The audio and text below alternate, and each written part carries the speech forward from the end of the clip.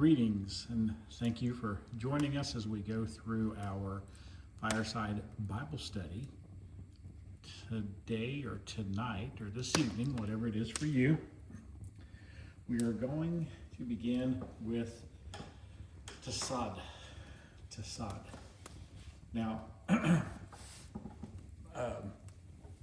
some of my Western friends pronounce this Tsadhe.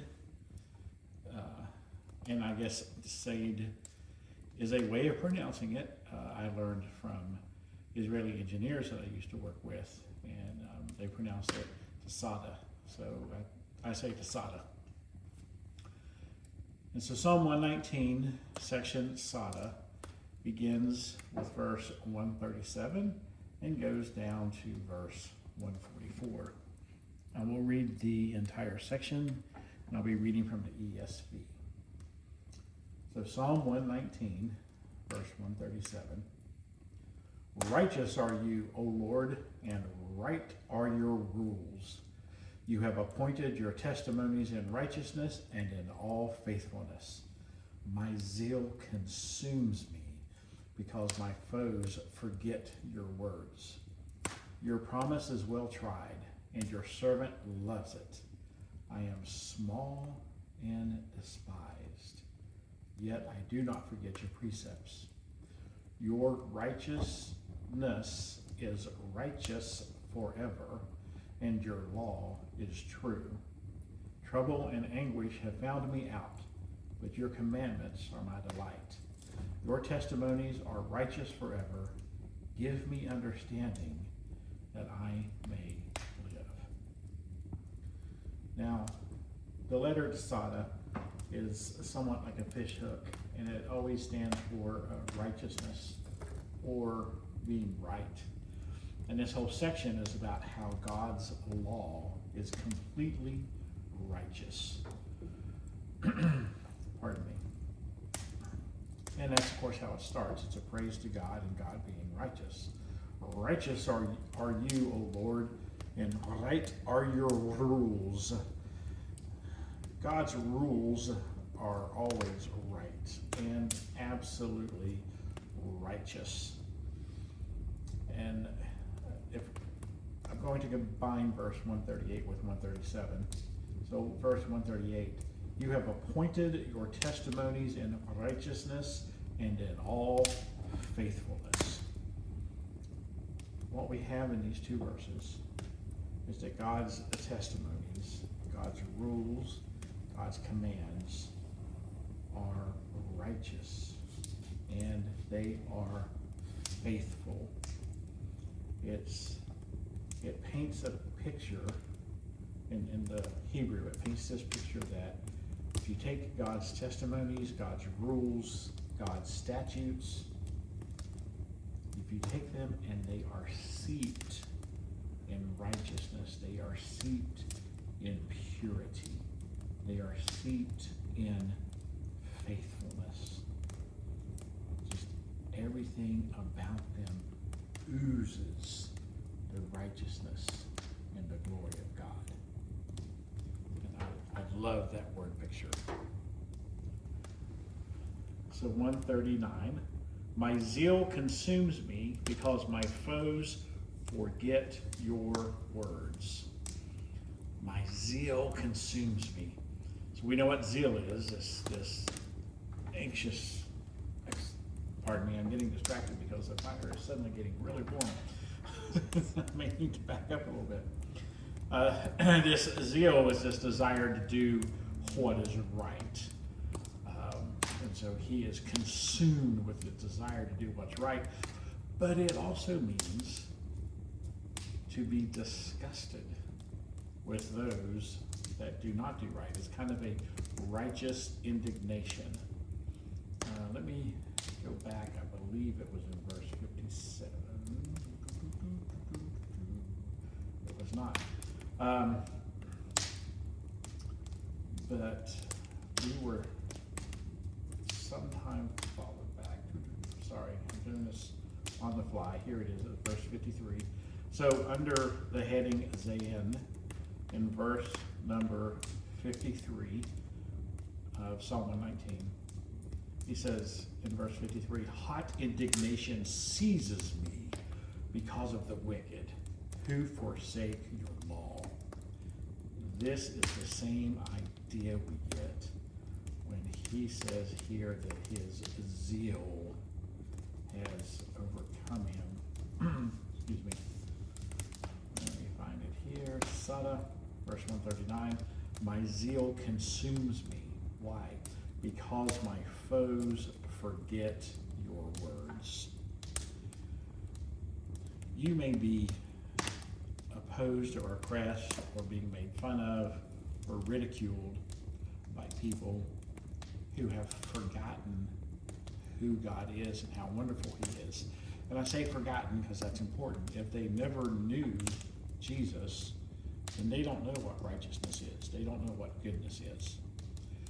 But if this person that is attacking you claims to be a Christian, but obviously they have forgotten God's precepts, God's statutes, they have forgotten God's words, then the psalmist here is saying, I'm being consumed by this zeal, by this hot indignation, this righteous indignation that these people are doing this. So you're not so angry, and this is a key point, you're not so angry that you're being attacked. You're angry that you're being attacked by these people who have forgotten God's word. That's the worst part. So we start with verses 137 and 138. Everything about God is righteous. His rules, his statutes, his precepts are soaked and ooze out righteousness and faithfulness and purity. And the psalmist is saying, my foes have forgotten your words. And he's just consumed with this righteous indignation. Verse 140. Your promise is well tried, and your servant loves it.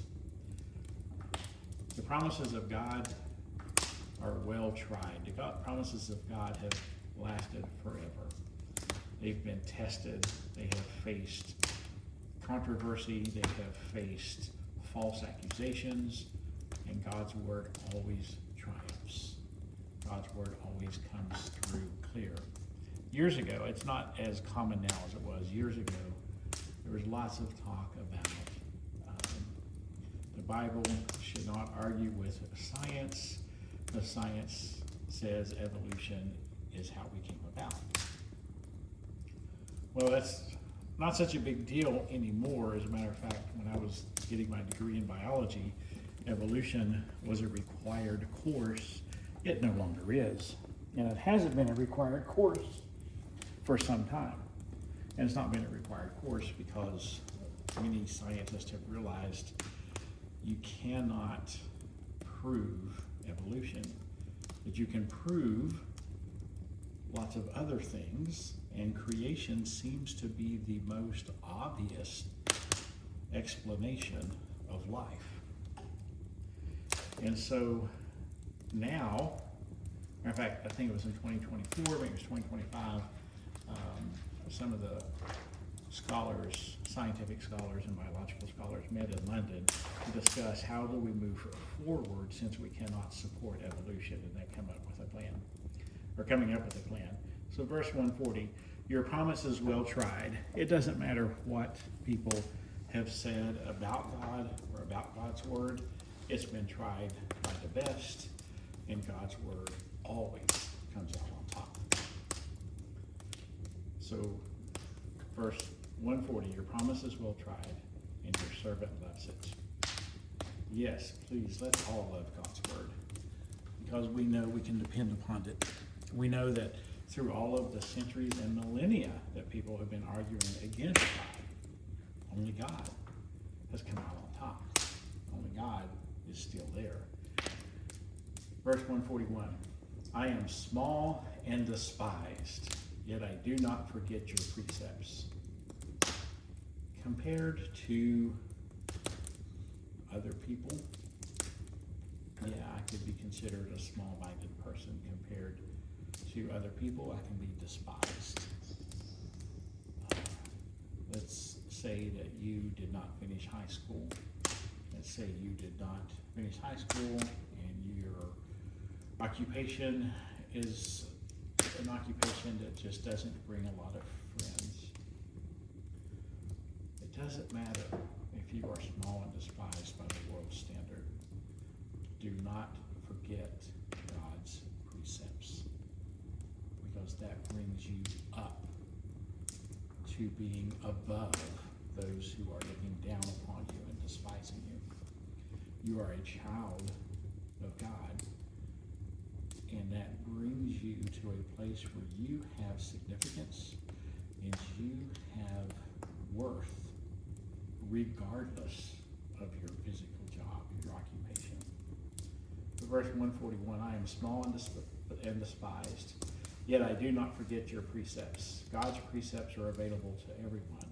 The despised, the small, doesn't matter. God's precepts are for everyone. Which brings us to 142, verse 142. Your righteousness is righteous forever, and your law is true.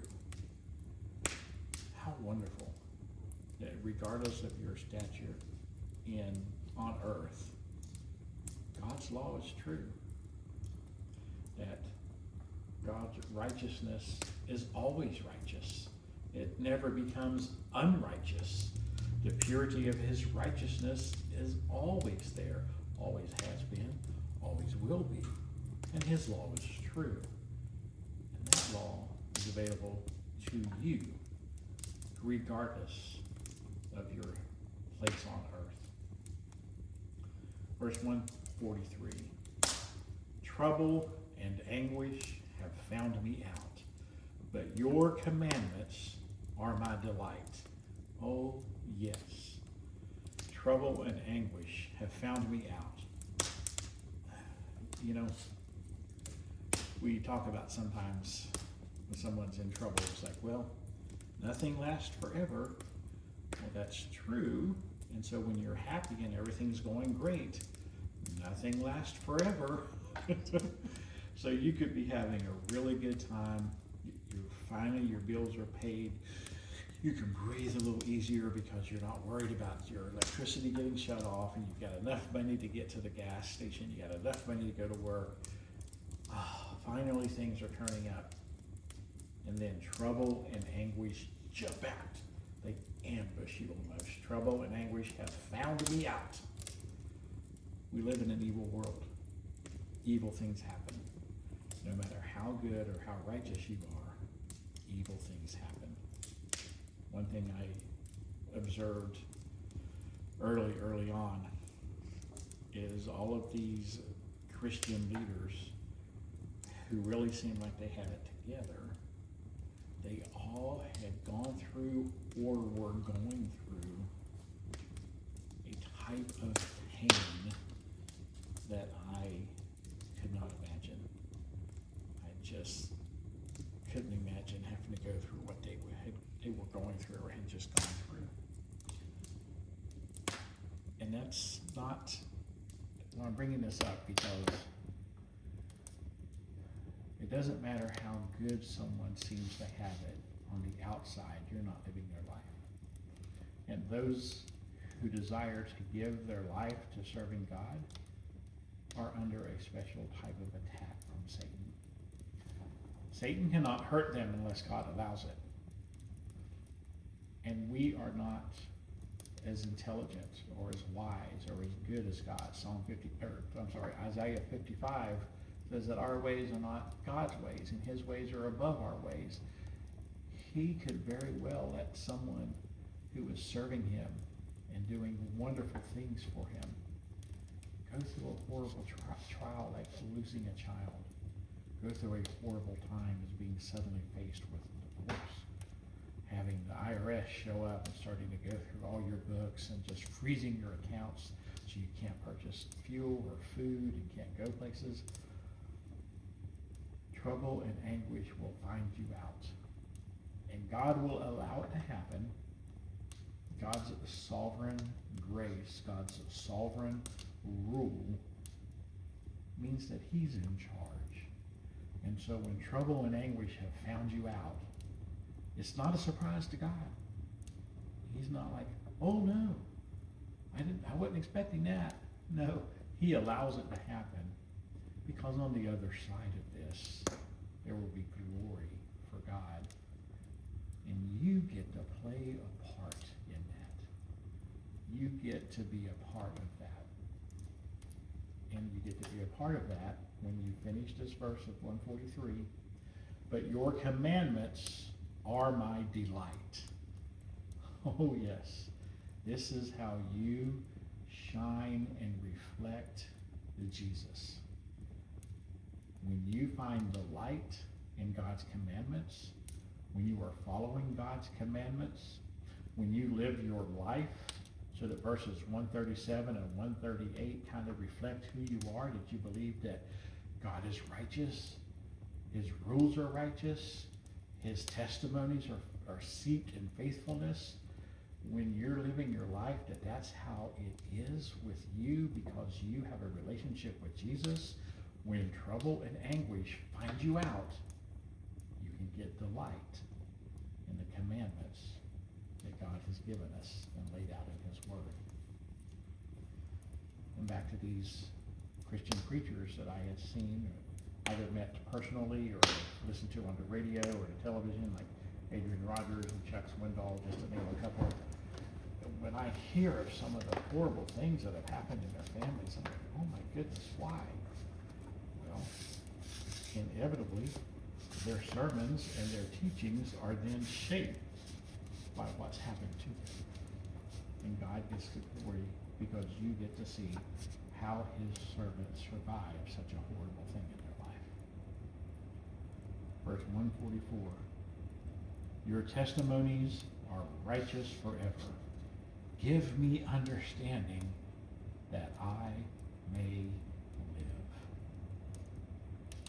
No matter how horrible the trouble and how horrible the anguish that comes upon you, when you find delight in God's commandments, and when your life is a testimony that Jesus and his testimonies are righteous forever, once you have that understanding, you can live. Many, many people are awake and breathing, but they're not living. And when you can live your life in a manner that reflects the righteousness of God, regardless of what's going on, now you are truly living. May God bless you and fill you with his warmth and his peace.